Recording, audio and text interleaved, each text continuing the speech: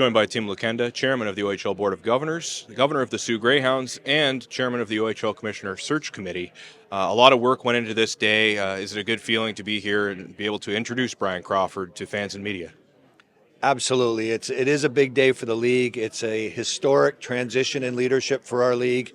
And having gone through the process and saw the amount of interest and enthusiasm for our league and for the opportunity to be commissioner, it was a really rewarding experience. And to culminate in a great candidate, a great choice in Brian Crawford, it's been a very rewarding exercise. We're very excited about the future of the league and the opportunity that this presents for all of us.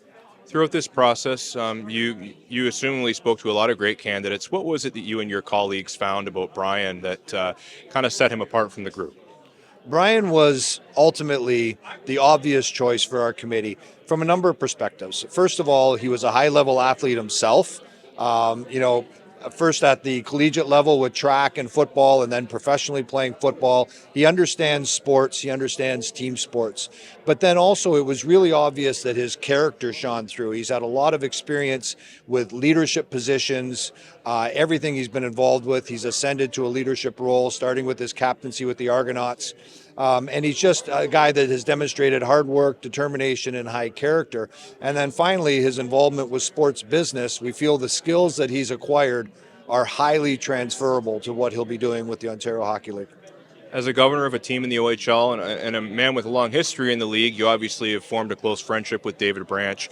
Do you look forward to the transition of, taking some of David's strengths and helping Brian along as he kind of settles into the role? It's truly bittersweet to see Dave Branch ending his tenure of 45 years with the league. Dave has been such a great influence on our league. The thing that's impressed me most is how Dave has forced an evolution, a very progressive look at our league. And, he's somebody that has never been fixed in his ways. So it will be sad to see Dave move on, but at the same time, we're excited for him to have an opportunity to enjoy the other things in life, spend more time with his partner Patsy, and to be able to do the kinds of things that they should be able to spend more time doing at his stage.